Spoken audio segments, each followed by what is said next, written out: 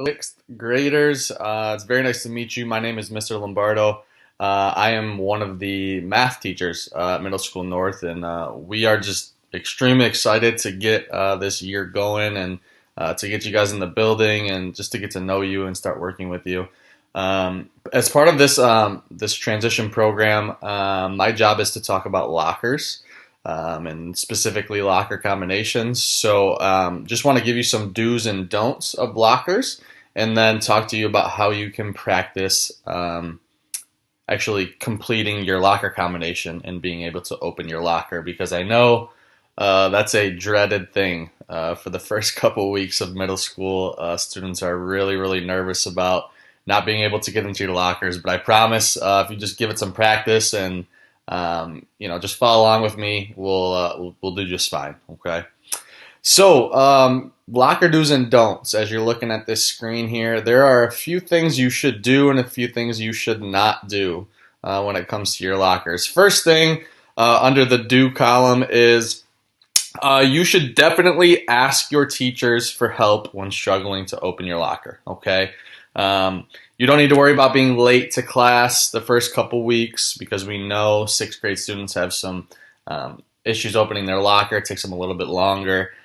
So if you are ever struggling, teachers will be out in the hallway for you, just there to help you. So if you need help, just come up to a teacher and politely ask them to help you out. You say you're having some issue and they'll walk you through it. We all of us teachers have keys to open every single locker too, just in case you're having some trouble. So definitely ask if you need help, okay?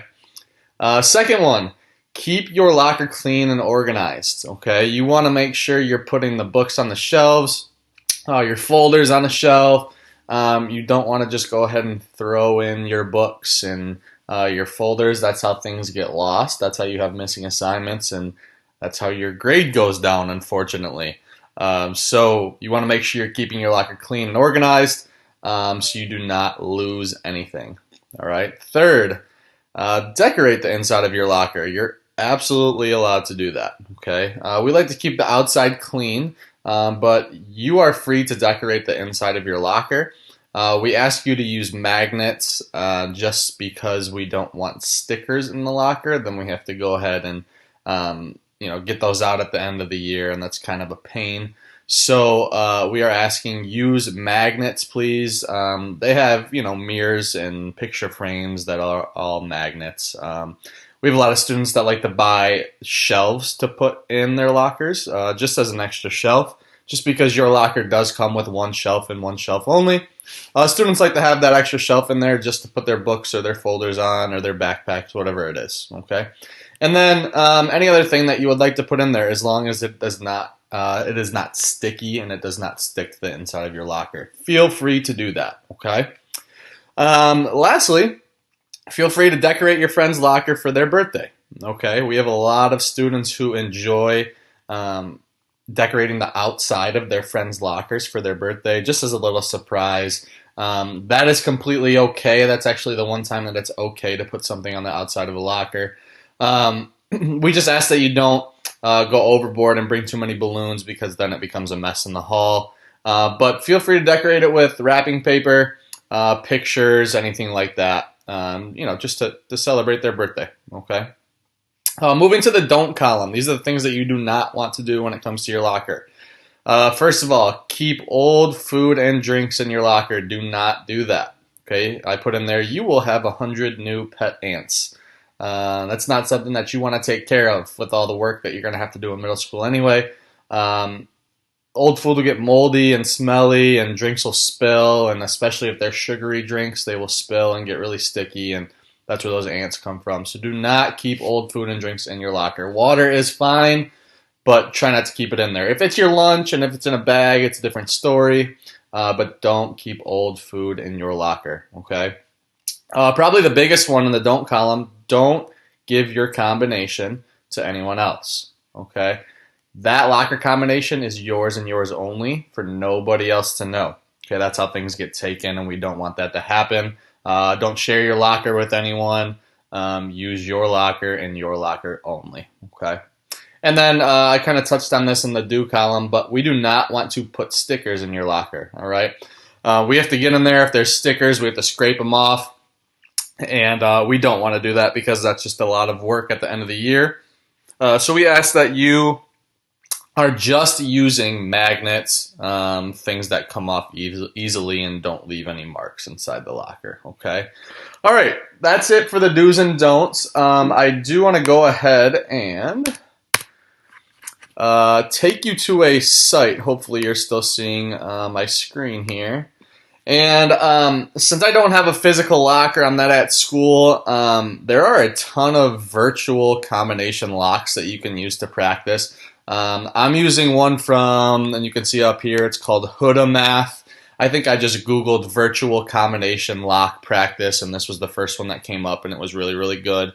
But there are a ton of apps too on your phone, okay? So if you want to purchase some, or I think there are a couple free ones on iPhone, Android, and just mess around with it, okay? Especially once you get to know your combination, you can practice your actual lock combination so you feel comfortable when you get to school, okay? So in this one that I'm looking at right now on Hudamath, you get to pick your own combination, which is really nice because once you find out what those numbers are, when you get your schedule in a few weeks here, you can actually plug this in and do your actual combination, which is really nice. I'm going to do a really, really simple one. I'm going to go with 10, 20, and we'll do 30. Okay, so that we'll pretend that this is my combination for my locker at school, and we'll go from here. Okay, so once you put in your combination, you just click OK, and then it brings up and it shows you here what you need or what your numbers are for your combination. It would be good to memorize these numbers once you get your combination. It'll be really easy. You'll start to remember it, and this will be no issue. Okay. First thing that we always recommend, and you're going to see this all over any tips or tricks or anything that you look up, you want to always take your locker comm and spin it to the right a few times, and we do that just to clear it or to reset it. Now, when I say spin it to the right, watch the number 0. When I take this and I spin it to the right, see how it goes to the right, and that would be to the left, but this is to the right. So we want to take this and just clear it a couple times and spin it, all right? Then I can go ahead and start moving it to the number 10 once I've spun that a couple times. So I'm waiting and waiting and waiting. Here comes the number 10. And if I did it right, it should light up green, which I did. Okay. Now the middle one is, the number is kind of tricky. All right. This is the only tricky part. You have to actually, you're going to take it and you're going to move it to the left. Notice that this number 10 will move to the left. You don't just stop on the number 20 right away. You don't stop on your second number. You actually have to pass it one time and then come back around to it. And if we land right on it, oh no, it didn't work. Oh, there it goes. Okay, sometimes it just takes a little fidgeting. All right, and then for the last one, we're actually going to go back to the right, and we're just going to land right on 30. We're not going to pass it or do anything special. We'll just land right on 30. And it's open. Pretty cool. Okay. I'm going to play again just to talk you through it again. We'll do another one, 10, 20, and 30. So for those of you who were paying attention, it goes right, left, right. So that's pretty easy to remember. Okay. First of all, remember you have to clear it. We want to clear it, spinning it to the right. So notice all my 0 is going to the right. So I clear it a couple times, and I want to go to my first number now. Keep on spinning to the right. Okay, I landed on 10. Now here's the tricky part. Go to the left, and remember you want to pass your second number. So I'm going to take this and spin it to the left. There's my 20. I'm going to pass it, and then I'm going to come right back to it. Uh-oh, this is always giving me problems. Oh, I didn't do it right. Okay, so we're actually going to reset. If you mess up, just reset. Okay, and how you reset is just continue to spinning it to the right. So let's try that again. 10. Maybe. Oh, it's giving me problems here.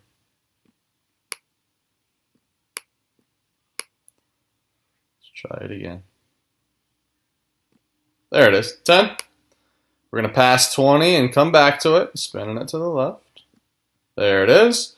And then spin it right for your last one and go to 30. There it is. Right, left, right. Okay. Sorry, gave me some problems there, but that's going to happen. You're going to notice that you mess up, and if you mess up, you just spin it a couple times to the right and reset it and start all over again, okay? Hopefully this gave you some practice with your combination lock. Just keep on, working at it. It's going to take a while, but I promise eventually you're just going to be talking to your friends and doing it and not even notice that you're opening your locker, okay? Really, really looking forward to meeting you guys. Again, my name's Mr. Lombardo. I teach math. So hopefully I'll be seeing you around school. And if there's ever anything that you need, feel free to come see me. My room is E21, and I'm always outside and here to help you guys. So thank you for watching. Hopefully this helped out a little bit. Again, looking forward to meeting you guys this year and working with you. We'll talk to you soon, okay?